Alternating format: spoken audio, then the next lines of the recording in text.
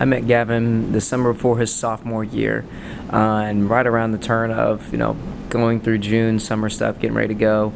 Well, right around in July, his mother ended up passing away, and as a young man, how is that going to affect him in a way, of who Gavin turned out to be based off that. He had two reasons or two choices to go around a path of doing a woe is me path, or doing the path of I'm going to use this as a fire to fuel what I want to do. And he used the path to use that as a fuel to use the fuel to kind of push him to go and do something great. And I can attribute to that, to where he just worked his butt off, and what he committed to was basketball, and he committed every single moment any sort of coach had an opportunity to get into the gym. He was getting in the gym, whether as me as a C-team program having a 5 a.m. practice, he was there at 5 a.m. practice just because, even though he was on the varsity team. And he worked all the way from school ball to summer ball, to where he eventually got an offer to play at the next level. That's something that that he can tip his hat to. That when things got tough, when things got hard, he fell back on who he was, of a hard worker. And through his hard work, not only in basketball, his hard work is going to affect him in a positive way in life. When I had first got in the job at Truman 3 years ago, Gavin was going through some very challenging things in his personal life, and many people in that spot, like I said, don't lean into basketball. Some kids lean into drugs. They start skipping school. They find negative ways to find outlets or find releases in their life. Gavin was quite the opposite. He found the weight room. He found 6 a.m. shooting. He found a family in the basketball program, and realized that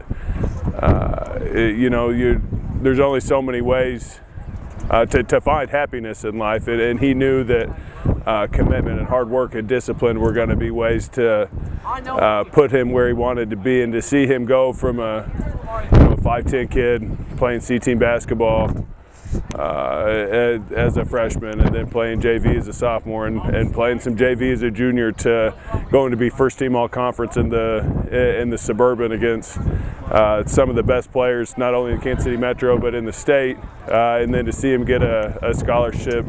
It is a true testament to his work ethic and his commitment, not only to his team but to himself and to his goals. He's a competitor. He's not going to let any situation get him down. He's going to keep fighting through everything.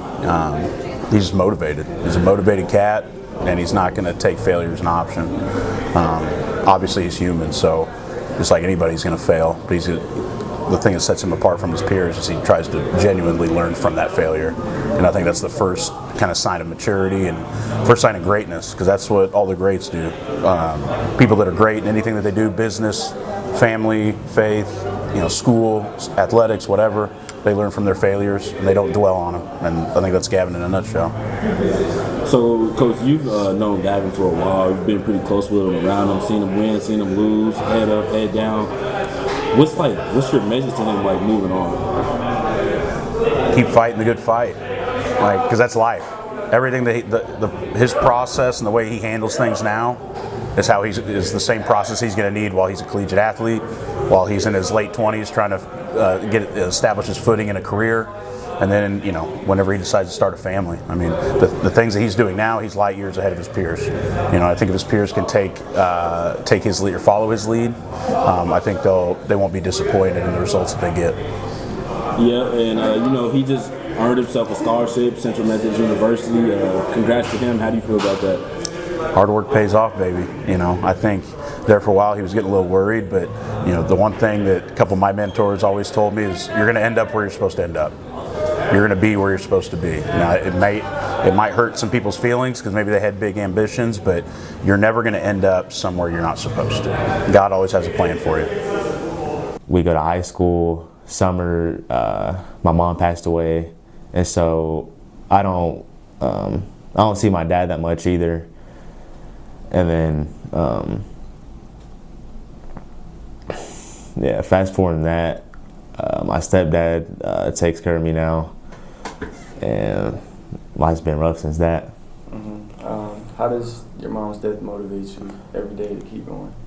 I remember in the hospital, she had words to tell me before she died, I'll lay with her in the hospital bed, and she would tell me like to keep playing and keep being myself. So that's what really motivated me, because I'm just trying to do it all for her.